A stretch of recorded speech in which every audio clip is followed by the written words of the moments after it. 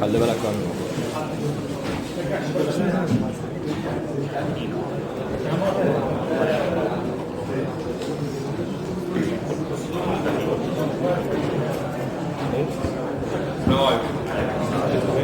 الاسبوع اللي فات يا جماعه الاسبوع اللي فات الباشمهندس محمد كان داخل مكاني شرح ايه اللي فينا خلص مختلف شرح انا مسائل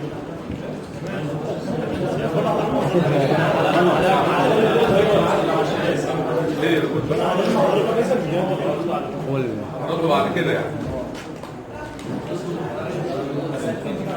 انت هتشيل كل ده؟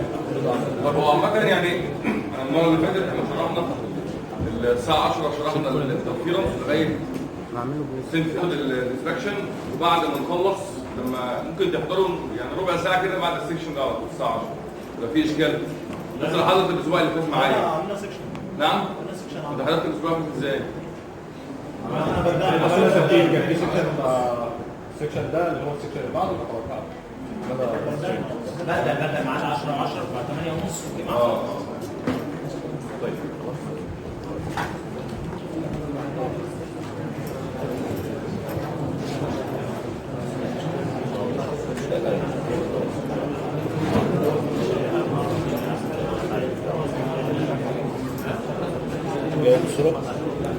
صور شباب بعد اذنكم عشان لو قطع يبقى صور كده معلش اتكلم معاك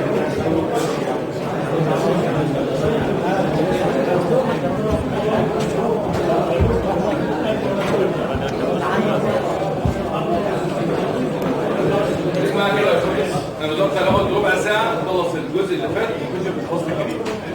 ماشي خليك بس معايا كده في السريع. خليك معايا كده بس. دلوقتي عايزين نفهم يعني ايه الثين فيلم. اولا طبعا الثين فيلم يعني غشاء رقيق. لو افترضت يا باشمهندس ان انا عندي ماده من الزجاج مثلا، الزجاج ده المفروض ليه خصائص معينه في الانعكاس والانكسار. في خصائص معينه للانعكاس والانكسار.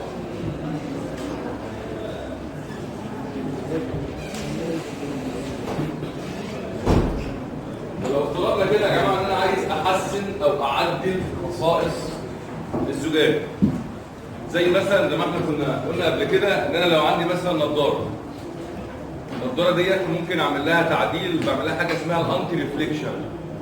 بروح ايه جايب ماده الزجاج واطليها واحط عليها او انصب عليها غشاء رقيق من ماده مختلفه ليها خصائص مختلفه. فاحنا بنفترض ان لو عندي مثلا الزجاج هي الماده الاصليه او الماده الاساسيه بخصائص معينه، بيبقى في حاجه اسمها الريفراكتيف اندكس.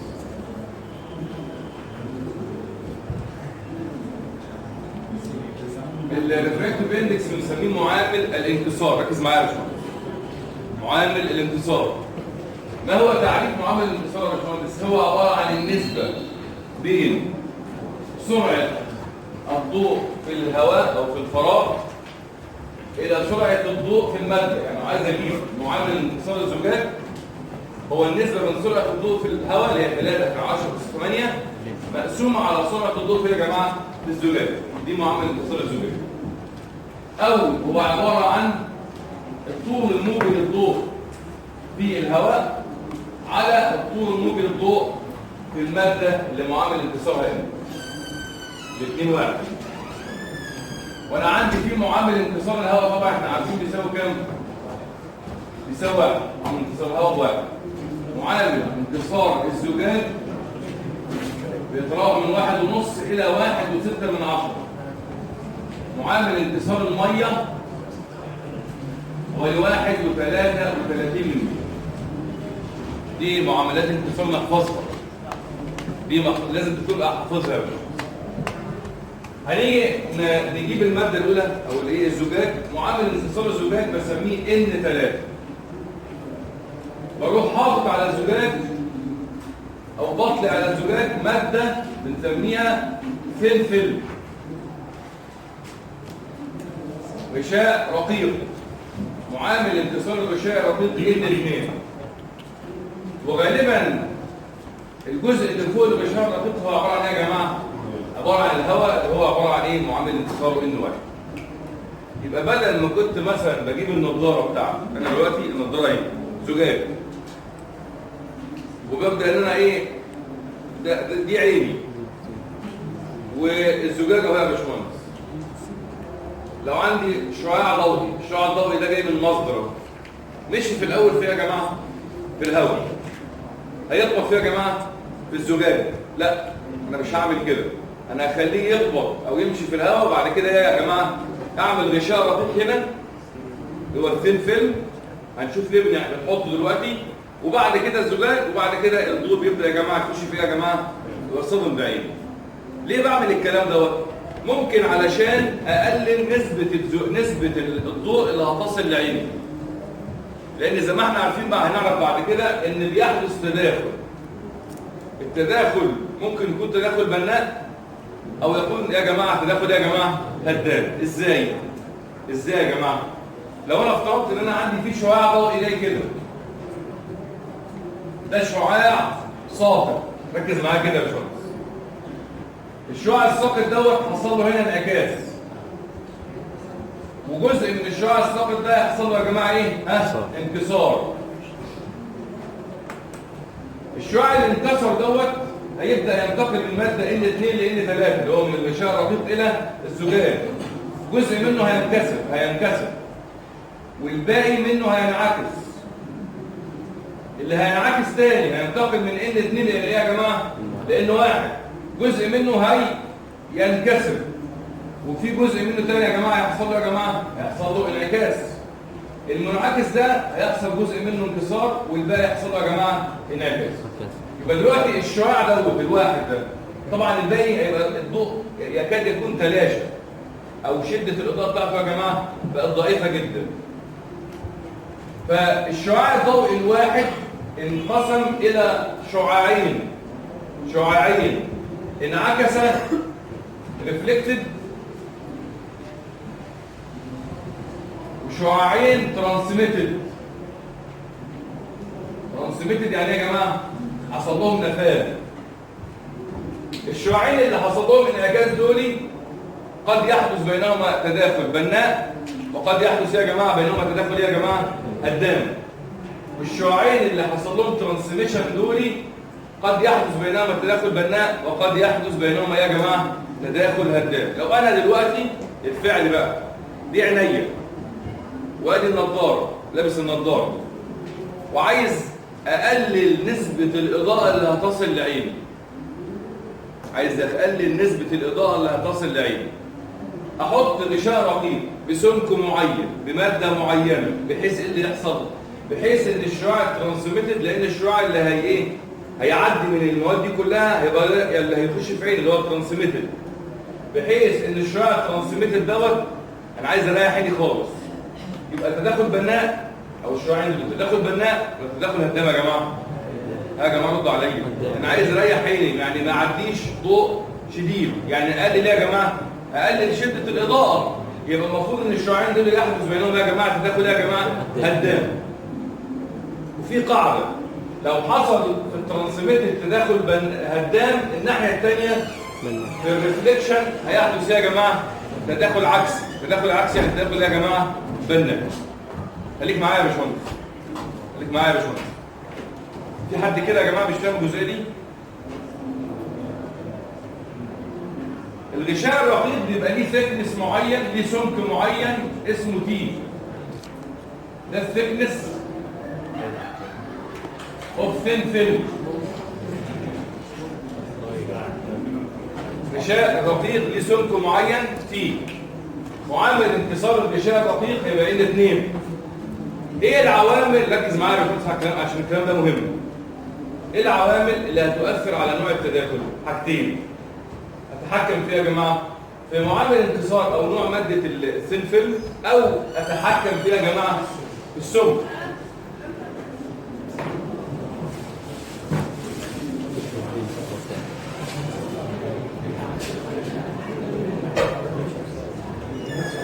فايه اللي يتحكم يا باشمهندس في يا جماعه ركزوا معايا يا جماعه. تداخل بناء او تداخل هدام حاجتين. نوع الغشاء الرقيق اللي هو معامل انكساره قد ايه، وسمك الغشاء الرقيق قد ايه. ده اللي بيتحكم فيه يا جماعه في نوع التداخل زي ما احنا هنشوف دلوقتي. احنا هنيجي على المساله بتاعتنا هنعمل كده بعض الايه الحالات. ركزوا معايا كده يا جماعه. الجدول ده هنقدر نحل بيه اي مساله في الثين فيلم.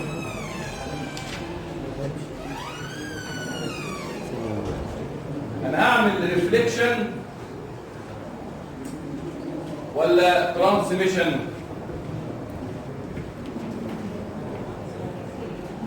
لو هعمل ريفليكشن او ترانسميشن هعمل تداخل بناء ولا هدام؟ ركز معايا كده يا باشمهندس. انا عندي كام معامل انكسار يا جماعه في المساله؟ ركزوا معايا يا جماعه. 3: الهواء والغشاء الرقيق وايه يا جماعه؟ والماده الاصليه بتاعته. طبعا الماده الاصليه مش لازم تكون زجاج، يعني اي ماده يعني. فعندي 3 معاملات انكسار. انا هاجي على المساله اشوف ال N1 وال N2 وال N3. لو كان ال N1 اكبر من ال N2 اكبر من N3 وN1 اقل من N2 اقل من N3. خد بالك معايا يا باشمهندس، في جزئيه كده يعني ايه هو هيعملها في الكتاب بس مش بيديك السبب بيديك الاسباب. يعني ايه؟ بيديك الشرط لما يحصل كذا امتى يحصل تداخل بناء وامتى يا جماعه يحصل ايه؟ تداخل هدام.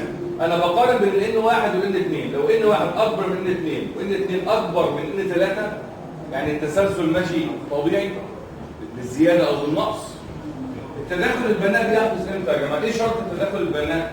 ان 2 ان تي هيساوي ان في لمبه. ركز معايا كده يا باشمهندس. الان ده اللي هو معامل انكسار الغشاء الرقيق. التي اللي هو عباره عن ايه يا جماعه؟ سمك الغشاء الرقيق. ركزوا معايا عشان لما نحل المسائل دلوقتي. بعد كده في الحاله لو انا عرفت يا باشمهندس الحاله ديت ممكن استنتج باقي الجدول. ممكن استنتج باقي الجدول ازاي؟ التداخل البناء 2 ان تي بيساوي ان في لمبه. احنا كنا اخذنا الحصه اللي فاتت في تجربه يانج. تداخل البناء بيحصل امتى؟ والله بيساوي كام في التداخل البناء يا باشمهندس؟ والله بيساوي كام؟ ام لمبه ال على دي. ولو هدام ام زائد ايه؟ نص. زود نص. طيب هنا البناء 2 ان تي بيساوي ايه يا جماعه؟ ام زائد ام في لمبه. طب في حاله التداخل الهدام 2 ان تي بيساوي ام زائد نص كده يا جماعه في لمبه. يا جماعه افتح الباب يا باشمهندس، افتح الباب بس. يبقى في حاله التداخل الهدام 2 ان تي بيساوي ام زائد نص في لمبه. ده كده باجي على الحاله بتاعتي ان 1 وان 2 وان 3 ببدا اشوف القيم بتاعتهم واقارن بينهم بالشكل ده. لو كان التداخل او الان 1 اكبر من ان 2 اكبر من 3 او ان 1 اقل من ان 2 اقل من ان 3 بستخدم الشرط ده. وقلت لك لو انا عرفت الحاله دي بس ممكن استنتج باقي الجدول، لان لو هنا ام يبقى انا حاجه يا جماعه ايه؟ ام زائد نص. طيب لو جينا بقى في الحاله الثانيه بنفس الريفليكشن ان 1 اقل من ان 2 اكبر من ان 3. ان 1 اكبر من ان 2 اقل من الان 3. يعني بيحصل ايه يا باشمهندس؟ زياده في معامل الانكسار بعد كده يا جماعه نقص. البناء بيبقى 2 ان تي بيساوي كام يا جماعه؟ ام زائد نص في لمبه. الهدام 2 ان تي بيساوي ام في لمبه. احنا قلنا الريفليكشن عكس يا جماعه الترانسميشن. يعني اعمل ايه؟ يعني اعمل ايه يا جماعه؟ ردوا عليا. يعني اعمل نفس الجدول ده نقول عندكم بدل ما تبقى هنا ام يبقى هنا ايه ام زائد نص، بدل تبقى هنا ام زائد نص بقى يا جماعه من الناحيه هنا ايه؟ لان النقطه اللي عندها تداخل بناء في الريفليكشن بتبقى تداخل هدام فيها يا جماعه في الترانسميشن. تبقى تداخل يا جماعه هدام فين؟ في الترانسميشن. هنسيب الجدول كده ونبدا نحل بعض المسائل. خليك معايا كده يا باشمهندس. انت معاك يا جماعه الكتاب اللي مش معاكم؟ الشيت يا جماعه. الشيت نزل على فكره. خليك معايا كده يا باشمهندس، مديني مساله. طبعا لو واحد بص على الكلام ده من غير ما يطبق المساله مش هيفهم حاجه طبعا. لازم ايه؟ هنطبق الكلام ده. A glass plate، ركز معايا كده. A glass دي مسألة رقم 11 في الشيت. A glass plate refractive index بتاعه 1.6 is coated يعني ايه يا جماعة؟ غطيته with a thin film of magnesium fluoride. ليه magnesium fluoride؟ الريفراكتيف اندكس بتاعه 1.38. يبقى كده الشكل عامل ازاي يا شباب؟ الشكل عامل ازاي؟ حد يقول لي كده؟ الناس نايمه يا جماعه، مش ينفع كده صحصح شويه. ايه الماده اللي موجوده تحت يا جماعه؟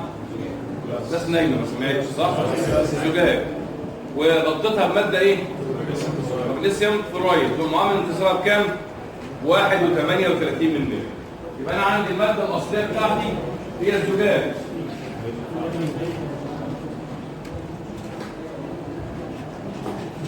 غطيتها بماده اللي هي المغنيسيوم كلورايد 1.36%. والماده اللي فوق يا جماعه عباره عن ايه يا جماعه؟ عباره عن هواء. يبقى تاني كده الناس اللي كانت نايمه، جلاس بليت شريحه من الزجاج ريفراكتيف اندكس ب 1.6 كوتد وذ ا ثين فيلم، غطيتها بغشاء رقيق من المغنيسيوم فلورايد المعامل انكسارها ب 1.38%.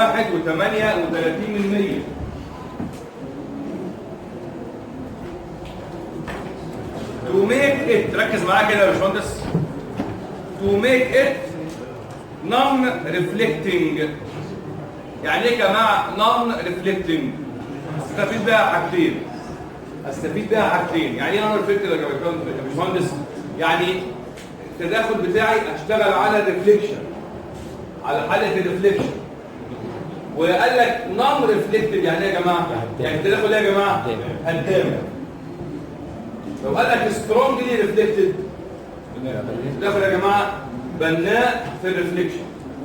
فانا هاجي دلوقتي اقارن ان واحد بان اثنين، ان واحد اقل من ان اثنين، وان اثنين بقى يا جماعه اقل من ايه يا جماعه؟ من ثلاثه. انا عايز اعمل تداخل ديستراكتيف.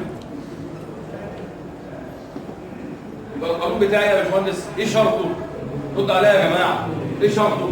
2 ان دي بيساوي كام يا جماعه؟ ام زائد نص في بعض. طيب قال لك هنا to make it non-reflecting for normally incident light of wavelengths. الويفلنس بتاع الضوء بكام يا جماعه؟ ب 550 نانومتر. دي اللمبه.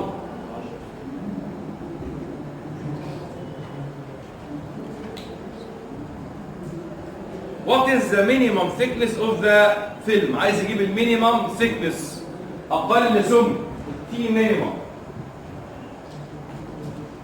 اجي على المعادله دي. الان ده يا جماعه بتاع انهي ماده؟ رد عليها يا جماعه. غشاء رقيق اللي هو كام يا جماعه؟ ان كام يا جماعه؟ ان 2. يبقى 2 1.38% في التي بيساوي ام زائد نص اللمبه بكام يا باشمهندس؟ 550 نانو. عايز اجيب اقل قيمه للتي. ايه اللي بيتحكم يا جماعه هنا؟ الام اوردر. خد بالك معايا، انا ممكن اعمل تداخل هدام لكذا سمك مش سمك واحد. من ضمنهم السمك المينيموم. لو حطيت الام بزيرو هيديني اقل سمك. ممكن احط الام بواحد هيديني سمك ثاني، ام باثنين هيديني سمك ثالث. السمك في اي حاله للام هنا يا باشمهندس هيديني التداخل ده يا جماعه قدام. واضح يا باشمهندس؟ هو عايز يجيب اقل قيمه للسمك، يبقى عشان اطلع التي هنا اقل قيمه يبقى الطرف اليمين يبقى اقل قيمه. الام بتبدا من كام يا جماعه؟ صفر. يبقى ليت ام بتساوي 0. يبقى 2 في 1 و38 في التي مينيمم يساوي نص 550 في كام يا جماعه؟ في 10 أس -9 واطلع اقل سمك. دي مساله رقم 11. مساله 13 ركز معايا يا باشمهندس. اثين فيلم اوف الكحول، ركز معايا كده، غشاء رقيق من سائل الكحول، الان بتاعته ب 1.38%. حط المعلومه دي كده عندك. يبقى لي ثين فيلم من الكحول الان بتاعته ب 1.36% لايز اون ا فلات جلاس بليت. بيقع عليها يا جماعه على غشاء، على ايه؟ على طبقه من الزجاج. الان بتاعت الزجاج 1.51%. معامل انكسار الزجاج بكام يا جماعه؟ 1.51%. يبقى كده دلوقتي التسلسل ماشي ازاي؟ ها يا جماعه. اول حاجه عندك الزجاج بكام يا باشمهندس؟ 1.51. الكحول بكام يا جماعه؟ 1.36 والهواء 1.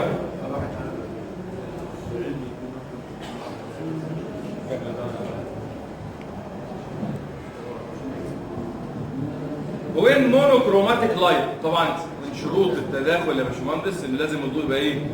مونوكروماتيك. يعني ايه يا شباب؟ حالي الطول. whose wavelength can be changed. يبقى انا ممكن اغير الضوء الاحادي دوت، يعني مره يبقى احمر ازرق. the reflected light is minimum. ركز معايا كده في الجمله دي.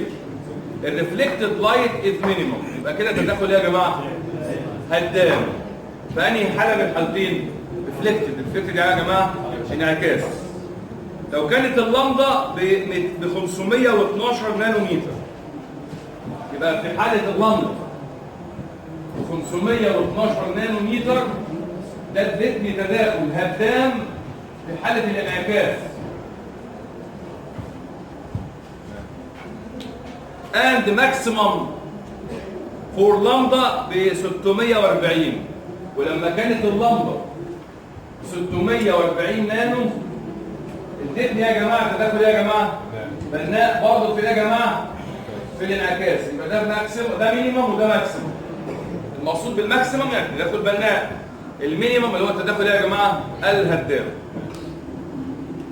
What is the thickness of the film؟ عايز يجيب يا جماعة سمك الغشاء الرقيق. يبقى هو هنا جمع لي بين حالتين. ايه الحالتين دول يا باشمهندس؟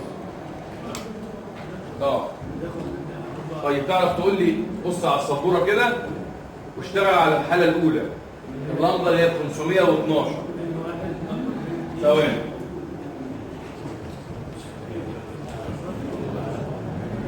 يبقى ان واحد اقل من ان 2 اقل من يا جماعه ايه؟ 3.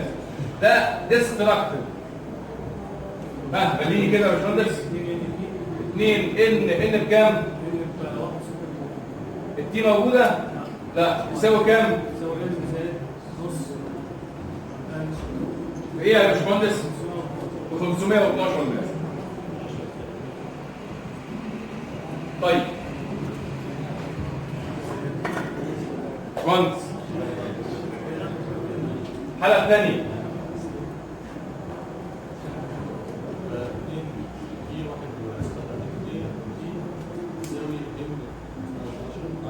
ام بس مش كده؟ بكام؟ 640 نانو.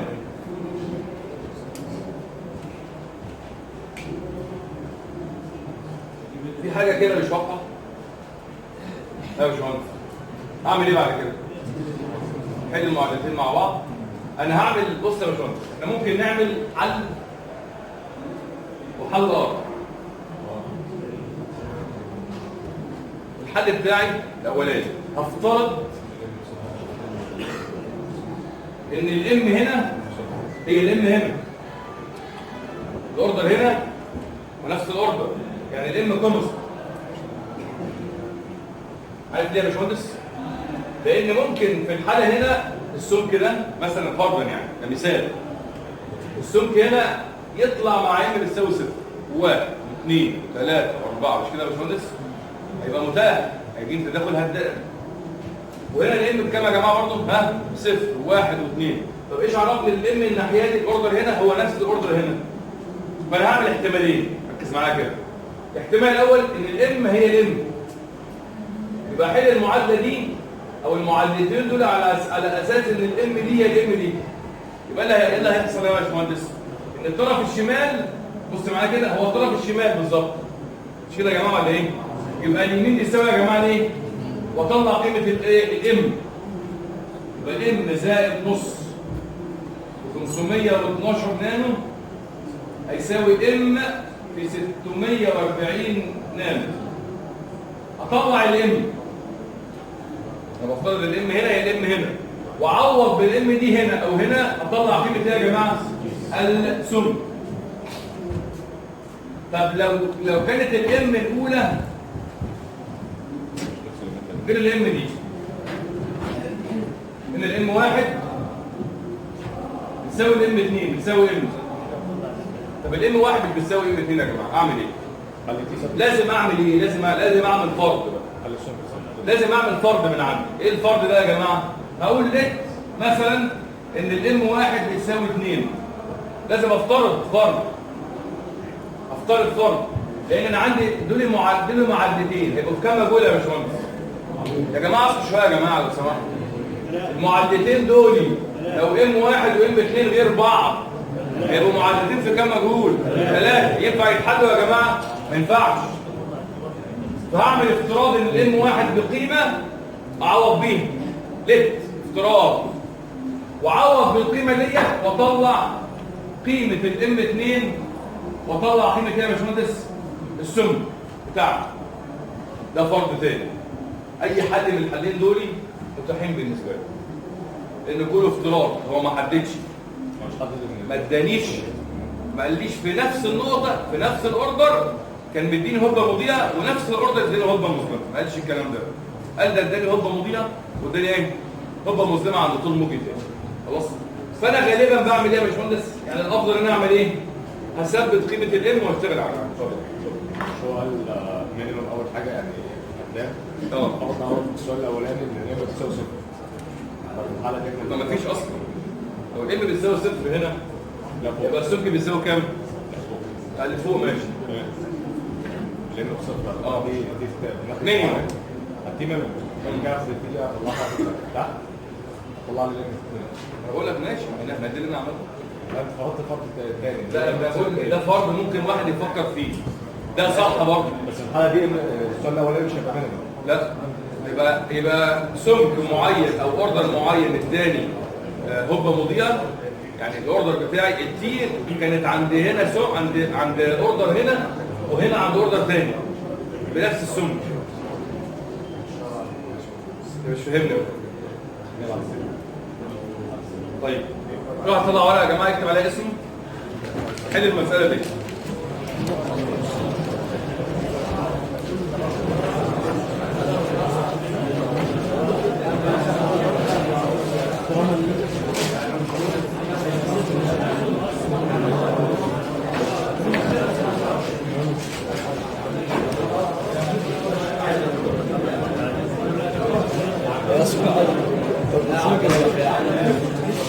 لايت، خليك معايا كده يا باشمهندس. لايت وويف لينس 624 نانومتر. لايت ويف لينس 624 نانومتر is incident perpendicularly on a soup film. soup film يعني ايه يا باشمهندس؟ soup film يعني ايه؟ ويعني ايه perpendicular؟ على السوب يعني ايه يا جماعه؟ قطعه من الصف. الN ب1.33%. الN ب1.33%.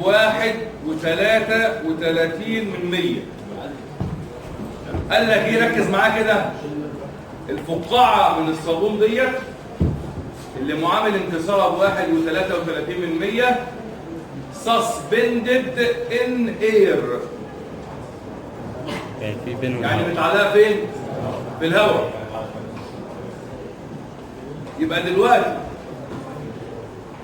فين الغشاء الرقيق؟ وفين المادة اللي تحت وفين المادة اللي فوق؟ يا جماعة أنا عندي فيه الغشاء الرقيق هي اللي يا جماعة فقاعة بتاعت الصوت. طب بتحط من أعلى من أسفل يا جماعة؟ هواء. يبقى الN 1 والN 3 يا جماعة هواء اللي هو معامل الانتصار بكام يا جماعة؟ واحد. What are the least؟ ده رقم واحد. رقم B the second least thickness. عايز أقل سمك وتاني أقل سمك. For which the reflection from the film fully constructive interference. fully constructive. يعني ايه fully constructive؟ يعني يا جماعه التدخل عامل ايه؟ نوع ايه التدخل؟ لا. والحاله بتاعتك ريفليكشن. ريفليكشن يعني انعكاس. اشتغلوا ورقه خارجيه بسرعه قوي.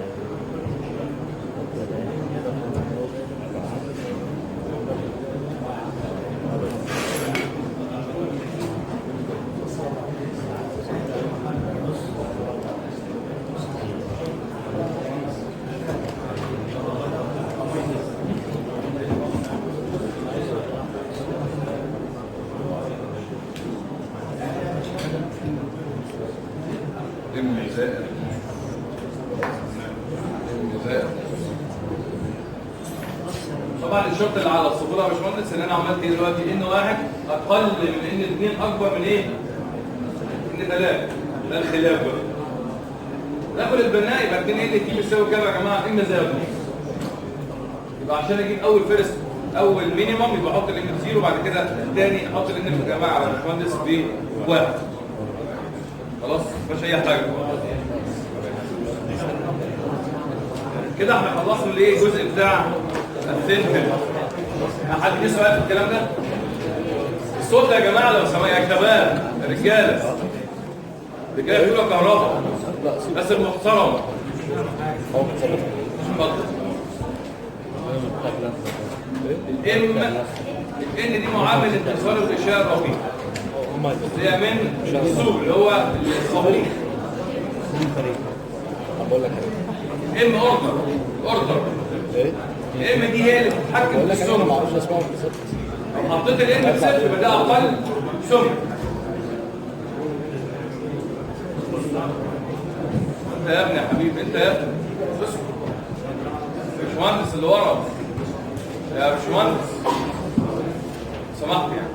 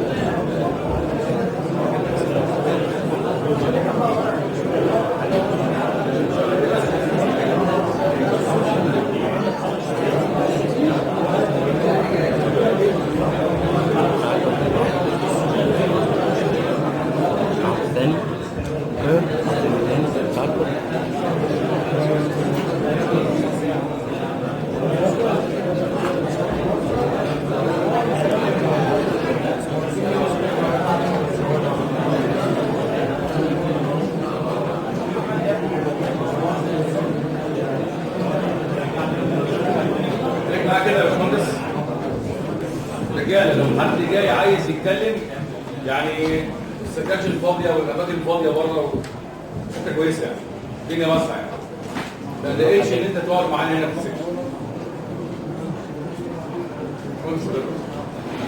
خليك معايا كده يا باشا.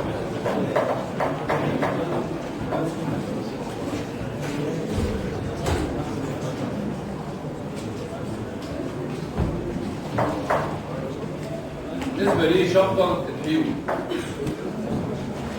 ديفراكشن. الحيول يا باشمهندس يعني انحراف الضوء عن المسار الطبيعي. الضوء بدل ما كان ماشي في اتجاه معين هيحصل له كنت على عشان بس الناس اللي ورا مش شايفه. يا اما تيجي الناحيه دي يا اما تقعد هنا يا اما تعمل يعني تخش كده شويه الراجل ده قاعد ملحق قوي. فالحيول يا باشمهندس يعني انحراف الشعاع الضوئي عن المسار الطبيعي ليه نتيجه ان هو مر خلال فتحه ضيقه نسميها سنجل ستيب.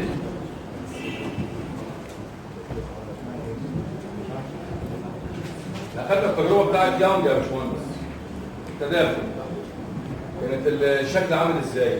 يعني عباره عن ايه يا جماعه؟ دبل ستيب. لا لو انا عندي شق طولي واحد مر الضوء من خلاله الضوء هيخرج. ركز معايا كده يا باشمهندس بالظبط كده. لو جبت قطره ميه ورميتها على الارض هيحصل ايه يا جماعه؟ قطره الميه هتنتشر. الضوء هيعدي من خلال الفتحه ديت. هو بيفترض ان الضوء ده عباره عن اشعه كتير مجموعه اشعه من الضوء دخلت على او عدت من خلال ثقب او شق طولي ضيق.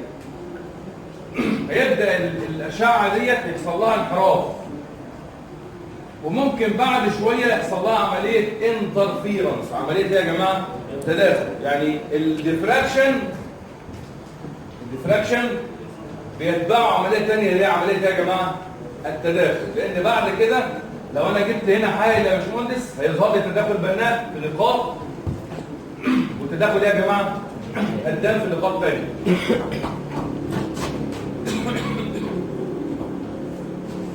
حد فاكر شكل توزيع التداخل على الحائل عامل ازاي؟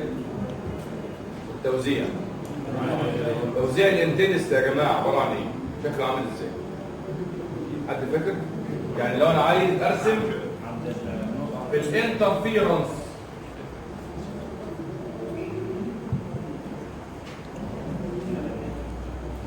شكل او توزيع الانتنس. حد فاكر يا جماعه؟ انا عايز حد يقول لي رسمتها عامله ازاي؟ عايز يقول لي كلمه بس كده رسمتها عامله ايه؟ عباره عن داله ايه؟ الساين ده ولا الكوزاين؟ كوزاين ايه يا جماعه؟ تربيع. كوزاين تربيع. الناس الشاطره الناس المجتهده اللي بتذاكر. كوزاين تربيع ايه يا جماعه؟ يعني شكلها عامل كده.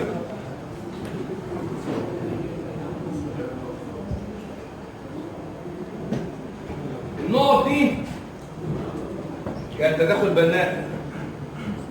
النقط ديت كانت تداخل يا جماعه هدام. كان النقاط التداخل البناء على اليمين وعلى الشمال شده الاضاءه ماشيه ثابته ما بتتغيرش. نيجي بقى على الديفراكشن.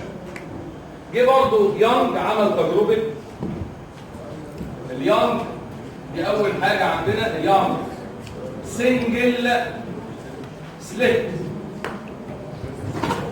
ديفراكشن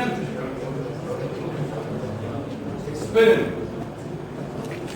تجربه يانج للشق الطولي الوحيد. لو بيجيب برضه شق طولي بيمرر الضوء من خلاله بيستقبل الأشعة بتاعته على سكرين. المسافة بين السكرين الشق عبارة عن ايه يا جماعة؟ عبارة عن ايه؟ الشق ده يا باشمهندس عرضه عبارة عن ايه؟ الشق أو الفتحة الويتس بتاعها عباره عن ايه يا جماعه؟ عرضه ايه؟ والسكرين على مسافه ال من السلك. لو الاشعه بدات اشعه الضوء احادي تخبط في الشق الاحادي ده، احنا كنا بنعمل ايه يا جماعه في تجربه يانج يا جماعه؟ كان الشكل عامل ازاي؟ بنعمل ايه؟ بننصف المسافه بين الشقين. هنا هقسم الشق ده او هقسمه الى نصين برضه، ايه على 2 وايه على 2، وهمشي هجيب هنا الواي ايكوال 0، واي بتساوي 0. هيظهر لي التداخل بتاعي عامل ازاي على السكرين؟ هيظهر لي بالشكل ده.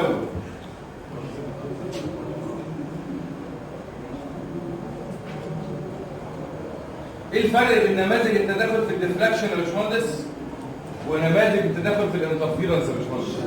ايه الفرق يا جماعه؟ ان الانتنستي ماله يا جماعه؟ وانا بمشي كده ايه اللي بيحصل في شده الاضاءه يا جماعه؟ بتقل. كانها شده الاضاءه مالها يا جماعه؟ ثابته. خلاص؟ طيب ده تداخل بناء، دي هبه مضيئه،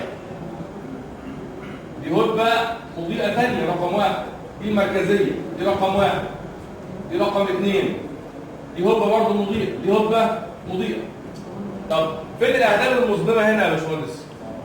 فين التداخل الهدام هنا؟ اللي هي النقطه دي، النقطه دي، النقطه دي. النقاط دي كلها كده يا جماعه التداخل بتاعها التداخل يا جماعه هدام. اللي يهمني في الموضوع دوت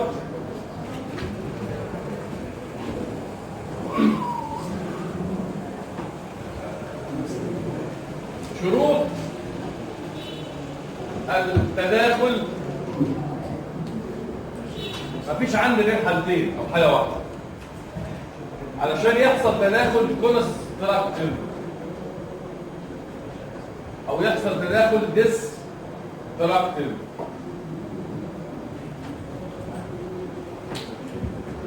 انا عايز اشوف الزاويه اللي هتديني التداخل الهدام اللي هي السيتا. التداخل الهدام شرطه ان ايه ساين سيتا بيساوي ام في لامدا. وبالك معايا في اختلاف كبير قوي بين الانترفيرنس والديفراكشن، لازم تركز معايا شويه. التداخل الهدام اللي هي الزاويه بتاعه التداخل الهدام سيتا ايه اللي هي عرض الشق بنسميها السليب ويدث. في ساين الزاويه سيتا بيساوي ام فيها يا جماعه في لامدا. ركز معايا، احنا كنا بنقول الحاله ديت الحاله دي التداخل هناك يا جماعه البناء، بس كان في حاجه مختلفه. حد فاكر ايه اللي مختلف يا جماعه؟ الدي اللي هي هنا يا جماعه، هناك الدي كانت المسافه بين ايه يا جماعه؟ بين الشقين. هنا اللي هي عباره عن ايه يا جماعه؟ عرض الشق الاحادي. طيب في تاني حاجه ان الام تبقى موجب او سالب 1، موجب او سالب 2، موجب او سالب 3، يبقى مفيش زيرو هنا، مفيش صفر. يعني لو عايز اطلع الزوايا بتاعه التداخل الهدام هحط على طول الام بكام يا جماعه؟ 1 2 و3 4 واطلع السيتا. طيب احنا كنا برضه بنقول ان السيتا قيمتها مالها يا جماعه؟ صغيره، بحيث ان تان سيتا بتساوي كام تقريبا يا جماعه؟ بتساوي ساين بتساوي تان سيتا. يبقى الايه بتساوي كام يا باشمهندس؟ حد فاكر كنا بنحط الساين بتساوي بكام؟ وعلى يا جماعه واي على يا جماعه على ال. الكلام ده بيساوي ان في لامدا. يبقى الواي بتاعه الدارك احداث النقاط المظلمه التداخل الهدام هيساوي كام يا باشمهندس؟ ام في لامدا بال على ايه. يبقى انا هحفظ المعادله ديت للزوايا بتاعه التداخل الهدام والاحداثيات بتاعه التداخل يا جماعه الهدام. طيب ازاي اجيب التداخل او نقاط التداخل البناء يا باشمهندس؟ حد يعرف يقول لي؟ يا جماعه ام زائد نص، يبقى ايه ساين سيتا بتساوي كام يا جماعه؟ احنا عكسنا عن الانترفيرنس مش كده؟ يبقى الواي في البرايت تساوي ام زائد نص لمبه في ال عليه. برضه الام بتبدا من هنا يا جماعه 1 و2 الى ما شاء الله. معايا كده يا باشمهندس؟ ده كده اول نوع من انواع المسائل. هتجد اول نوع تجربه السنجل ستيت ديفراكشن انترفيرنس بتاعت يونغ. هيديني في المساله مثلا الستيت ويتس، هيديني الويف لينث بتاع الضوء، هيديني المسافه ال، يقول لي جيب لي مثلا التداخل البناء يحدث عند واي بتساوي كام، او الفيرست او السكند او الايه او الثيرد. ونفس الكلام بالنسبه للتداخل ايه يا باشمهندس؟ الهدام. وراعي جدا ان الشروط مختلفه. ان التداخل البناء الهدام كان ام لمبه، كان هناك ده كان شرط التداخل ايه يا جماعه؟ البناء. انا عكستهم هنا خلاص. طيب ده كده بالنسبه، هنبدا نبص على مساله كده مع بعضينا.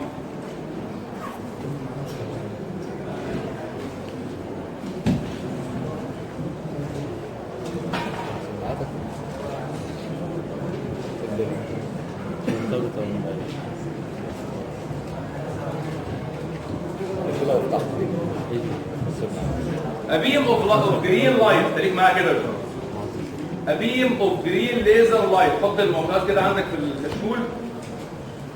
is diffracted by a slit of width 55 ملم. A beam of green laser، شعاع من الضوء الأخضر is diffracted by a slit of width 55 ملم. المسافة دي عبارة عن ايه يا شباب؟ The diffraction pattern forms on all، نماذج التداخل أو نماذج الحيول على الحائط أو السكرين 2.6 متر beyond the slit. ال 2.6% دي بتمثل ايه يا باشمهندس؟ اللي هو الايه؟ ها؟ الواي ولا يا جماعه؟ اخر كلام ال. نماذج التداخل بتظهر على حائل بيبتعد مسافه 2.6% عن السلك، فدي ال. يبقى مديني ليه يا جماعه الايه والال دلوقتي؟ The distance between the position of zero intensity. The distance، بص كده على الرسمه دي كده، المسافه بين الزيرو هنا فوق تحت of the central bright fringe ب4.1 ملم. عايز واحد يقول لي المسافه دي فين على السبوره على الرسمه؟ المسافه بين الزيرو والزيرو بتاع السنتر، يبقى المسافه دي كده صح يا باشمهندس؟ دي بنسميها ايه بقى بالنسبه لنا؟ بنسميها الدبليو، الويدث اوف ذا سنترال ماكسيموم، عرض الهبه المضيئه المركزيه، عرض الهبه المضيئه المركزيه اللي هي المسافه بين اول هبه مظلمه من فوق واول هبه مظلمه من اسفل. المسافه دي ايه يا جماعه؟ الدبل. الدبل دي اجيبها ازاي يا شباب؟ حد يعرف يقول لي كده؟ دي الواي 1 دارك كده يا جماعه ولا ايه؟ دي اول هبه مظلمه. لو انا عايز اجيب احداثي اول هبه مظلمه احط الام بكام يا جماعه؟ بواحد. يعني المسافه دي بكام يا باشمهندس؟ المسافه دي كلها بكام يا باشمهندس؟ لمبه بتقل على ايه؟ ودي كمان المسافه دي بكام يا باشمهندس؟ بلمبه بتقل على ايه؟ يبقى المسافه دي كلها بكام يا باشمهندس؟ 2 لمبه بتقل على ايه؟ هو قال لي ان المسافه دي بكام يا باشمهندس عندك؟ حد فاكر الرقم بكام؟ ب4.1 مللي. يبقى هو مديني الويدث ديت بكام؟ ب4.1 ومديني ال مديهاني ومديني الايه؟ عايز ايه في المساله يا باشمهندس؟ كالكوليت ذا ويف لينث اوف ذا ليزر بيم. عايز يجيب ايه يا باشمهندس؟ الطول الموجي لشعاع الليزر. تعويض مباشر.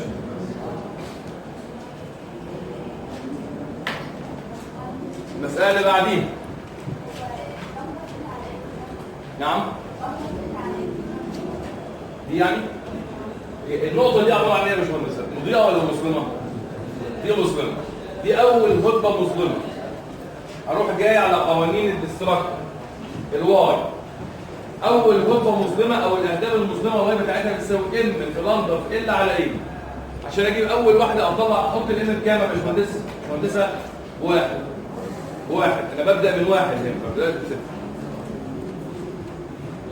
طيب المسألة اللي بعديها. The distance between the first and the fifth minimum. المسافة بين الفيرست والفيفث اللي هو ايه يا جماعة؟ الفيرست اللي هي الأولى والفيفث اللي هي ايه يا جماعة؟ 5. مينيمم اللي هي الأهداف يا جماعة المظلمة. of single slit diffraction pattern. المسافة بين الهضبة رقم 1 ورقم 5 مظلمة للديفراكشن باترن ب 35 من 100 ملم، والسكرين على مسافة 40 سنتيمتر، واللايت 550 نانومتر. يبقى كم معلومة دلوقتي كده يا جماعة؟ حد كده متابع معايا ولا الناس نايمة؟ كم حاجة كده يا رجالة؟ 3. ايه هما؟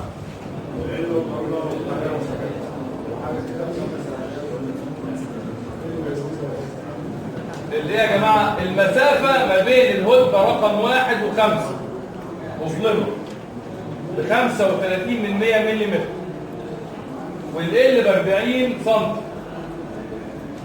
والويف لينس 550 نانومتر. فايند ذا سليت ويدث. عايز يجيب السليت ويدث اللي هي عايز يجيب ايه يا جماعة؟ المسافة ايه؟ وعايز يجيب بعد كده الانجل سيتا اوف ذا فيرست ريفراكشن مينيمم. السيتا لاول هدبه مينيمم هي المسافه بين الهدبه رقم 1 و5 في المينيمم. هتساوي كام كده؟ حد يرد عليها يا جماعه؟ هحط الام مره بواحد يبقى لندا في ال على ايه؟ على ايه؟ طب الهدبه رقم 5 ب5 لندا في ال على ايه؟ لما اجيب المسافه بينهم يا باشمهندس يبقى 5 ناقص 1 هيدي لي كام؟ 4. يبقى الدلتا واي ما بين الاولى والخامسه يبقى كام يا جماعه؟ 4 في لندا في ال على ايه؟ المسافه ديت بكام يا باشمهندس؟ ب 35 من 100 مللي. 4 في اللندا ب 550 نانو، ال ب 40 سم 4 من 10 متر، واطلع قيمه ايه يا باشمهندس؟ ال. طيب مهندس السيتا اجيبها ازاي؟ عايز السيتا الاول هدبه مظلمه اجيبها ازاي؟ ايه ساين سيتا 1 بيساوي ايه يا جماعه؟ لمبه على طول. حط الإجابة كام يا باشمهندس؟ 1. انا طلعت الايه وعندي اللمبه اطلع قيمه ايه يا جماعه؟ ساين سيتا، ومنها اطلع قيمه السيتا. اتفضل يا باشمهندس. السامع والله. فين الهدبه المضيئه وفين الهدبه المظلمه؟ يعني ايه من غير رسم؟ كله مينيمم يعني هدبه مظلمه، ماكسيمم يعني هدبه مضيئه. والاستراكتيف دارك برايت. مش هيديك الرسمه دي توضيحيه عشان انت تفهمي ايه الويتس وفين الاهداب المضيئه وفين الاهداب المظلمه بس.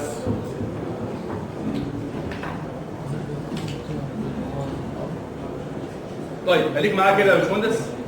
يبقى اول نوع من انواع المسائل بتتكلم على تجربه يونج، اخذنا عليها مسألتين حتى كده. الجزء الثاني يا باشمهندس خليك معايا كده.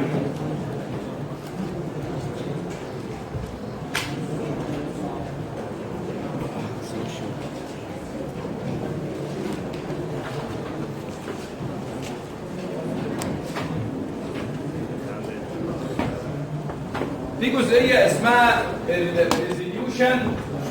خش يا راجل. جاي تاني يا عم على ما يجي خش. خوف خفيف من النومان.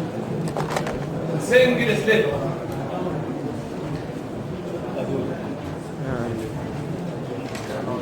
يعني ايه يا جماعه ريزوليوشن يا جماعه؟ يا رجاله مش عارف، انا حاسس ان في صوت عالي، مش عارف الصوت العالي ده جاي من جوه ولا من بره؟ جوه صح؟ ده بقى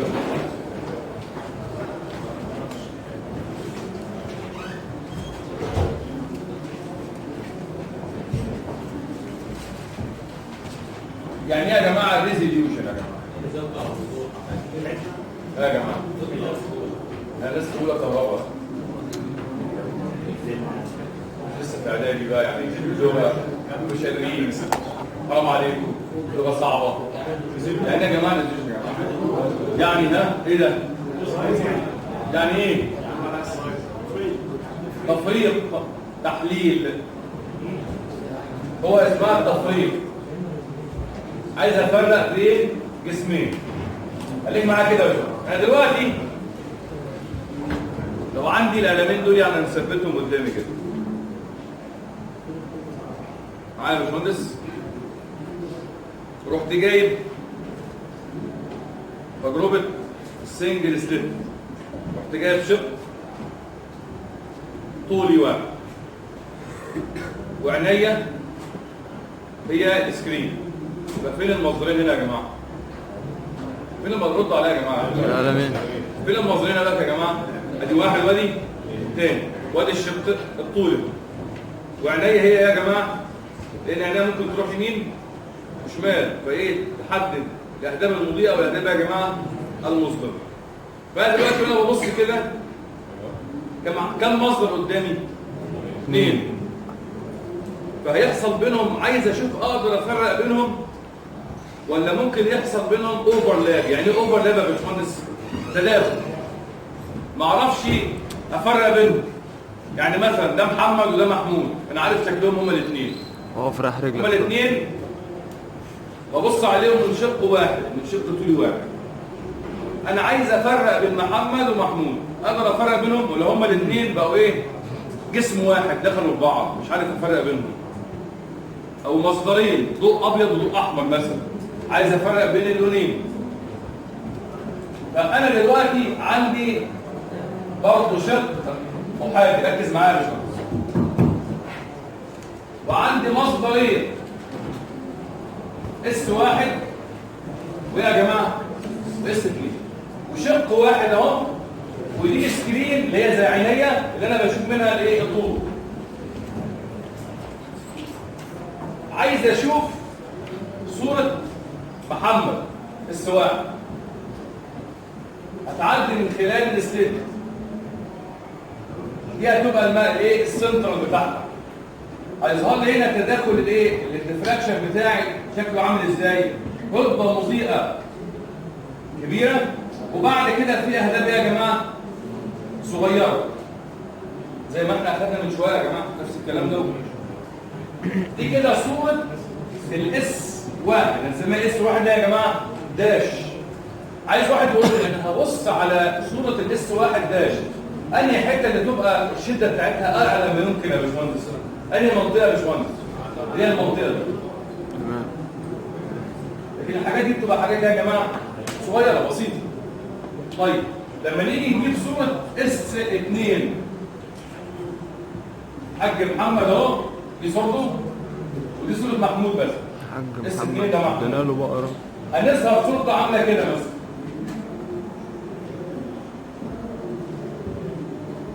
دي اس 2 داش، ده الجزء اللي انا هركز عليه دلوقتي يا باشمهندس. لو انا جيت ابص على الحائل بقى، اجد دي صوره محمد، وبعيد عنها صوره ايه يا جماعه؟ محمود. كده قدرت افرق بينهم؟ قدرت. ده في حته وده في حته، متفرقين عن بعض تفرقه كويسه، اقدر ان انا افرق بين الجسمين. طيب امتى الجسمين دول يحصل بينهم اوفرلاب؟ يا جماعه رد عليا يا جماعه. لما الاس واحد والاس واحد تمام. يعني لو انا جيت الاقي السكرين عامله كده،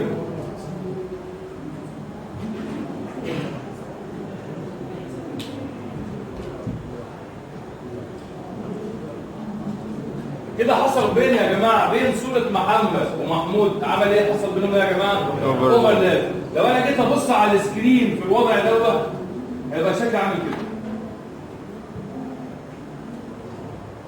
دي محمد ودي يا جماعه ايه؟ الاثنين حصل بينهم ايه يا جماعه؟ اوفرلاب. حصل بينهم تنافر. طيب امتى اقدر اقول ان انا قدرت افرق او قدرت ما افرقش؟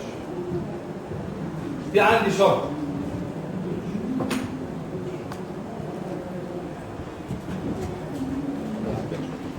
تمام.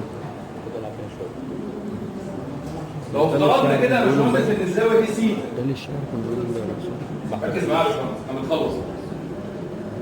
الزاويه الثيتا دي عباره عن ايه؟ ركز معايا. الثيتا هي الانجلر سيباريشن between the two sources. المسافة الزاوية بين المصدرين. المسافة الزاوية بين المصدرين. لو واحد تخيل كده يا باشمهندس ان المصدرين دول قربوا من بعض، يبقى الزاوية هتقل. مش كده يا باشمهندس ولا ايه؟ الزاوية هتقل ويحصل بين الصورتين دول يا جماعة ايه؟ ها؟ تداخل. اوفرلاب. لازم اخد بالي ان في زاوية معينة ما قربش منه. لو انا وصلت للزاوية ديت او وصلت لقيمة الزاوية دي هيحصل بين المصدرين ايه يا جماعة؟ اوفرلاب. طب امتى بقى الزاوية دي تحصل امتى؟ جه عالم اسمه ريلي قال ان القانون او الشكل بتاعي اسمه ايه؟ مقبول، يعني اقدر ان انا افرق لغايه فين؟ لغايه لما تبقى السنترال ماكسيمم بتاع اس واحد متطابقه مع الفيرست مينيمم للاس 2. ماشي. تاني كده ركز معايا كده. دي بالنسبه للاس واحد دي يا باشمهندس. ده كده صوره الاس واحد. دي بالنسبه للاس واحد دي يا جماعه، دي بنسميها ايه؟ السنترال ماكسيمم. ايه يا جماعه؟ ماكسيمم. النقطه دي لو تطابقت مع النقطه دي من الصوره الثانيه، دي بالنسبه للصوره الثانيه ايه يا جماعه؟ دي اسمها ايه يا جماعه؟ ردوا عليا يا جماعه. دي بنسميها الفيرست مينيمم اوف اس 2. يبقى لو السنترال ماكسيمم بتاعت الاس 1 تطابقت مع الفيرست مينيمم للاس 2 يبقى انا كده على وشك التفريط. انا ممكن افرق يعني. لو المسافه بين الهدبتين قربت او قلت هيحصل ايه يا جماعه؟ اوفرلاب شديد جدا مش هقدر افرق. ده الشرط الاساسي. طبعا لو المسافه وسعت هفرق ايه؟ طريقه افضل طبعا. طيب الكلام ده انطبق على وضع معين للزاويه سي. قال لي ان انا عندي كده خلاص الحته دي كده واضحه يا جماعه؟ واضحه يا رجاله؟ طيب قال لك انا عندي ممكن اشتغل التجربه دي باحدى حالتين.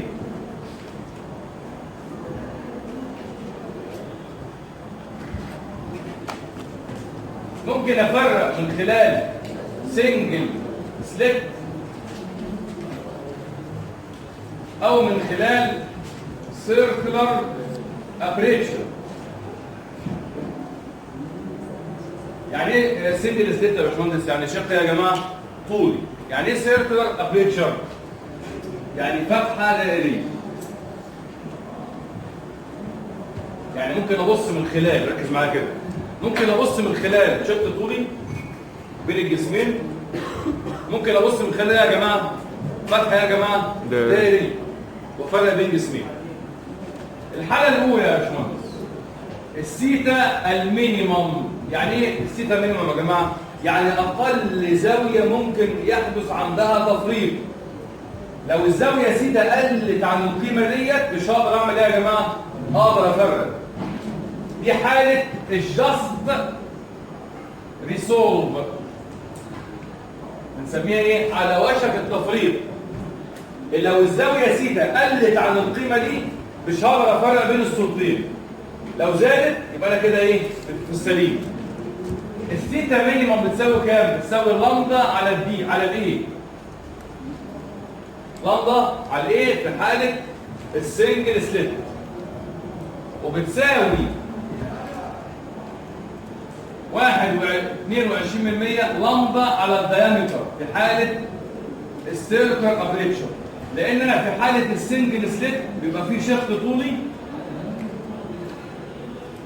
بيديني عرض،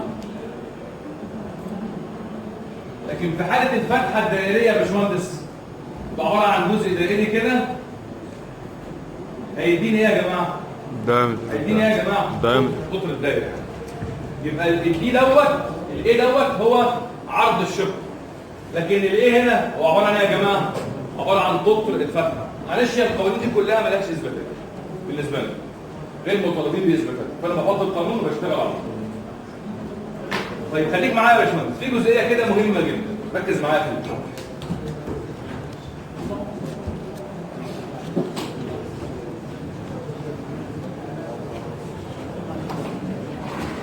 انا ممكن يا باشمهندس ان انا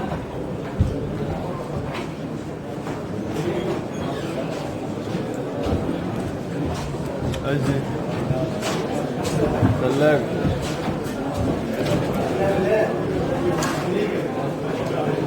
ايه يا باشمهندس خليك بس ثانيه حاضر يا باشمهندس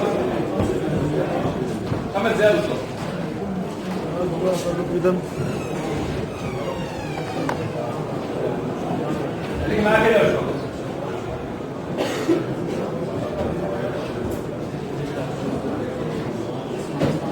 خلاص يا باشمهندس ثواني.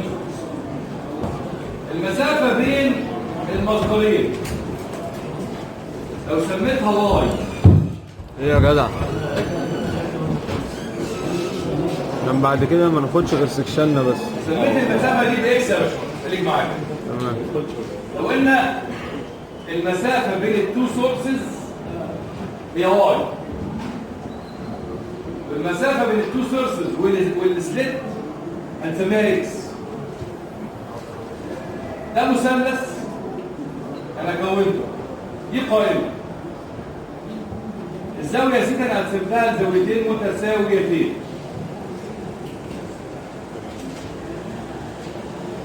عايز اسال نفسي سؤال، الزاويه دي بكام يا باشمهندس؟ 90. الطول ده بكام يا باشمهندس؟ بيكس.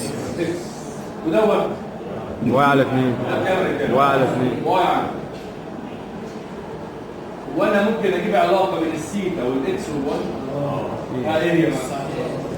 تان ولا تان؟ تان تان سيتا على 2 واي على 2 يساوي واي على 2 اكس. مش كده يا جماعه؟ تمام. واي على 2 على اكس.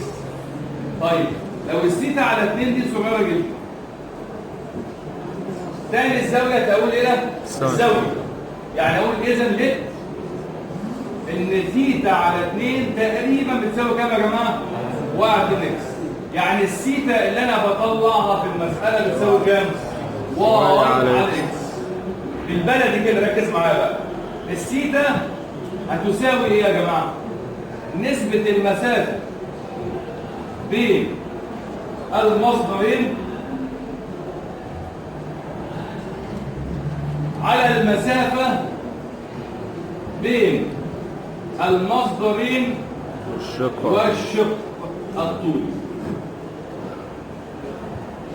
نسبة المسافة بين المصدرين اللي هي الواي، والمسافة بين المصدرين والشق الطولي هي اكس. طيب متوقع كده انهي مسافة اكبر؟ يا باشمهندس انهي مسافة اكبر؟ كده يبقى الاكس غالبا هي تبقى اكبر بكتير جدا من ايه يا جماعه؟ من ماشي. حد ليه سؤال كده يا جماعه؟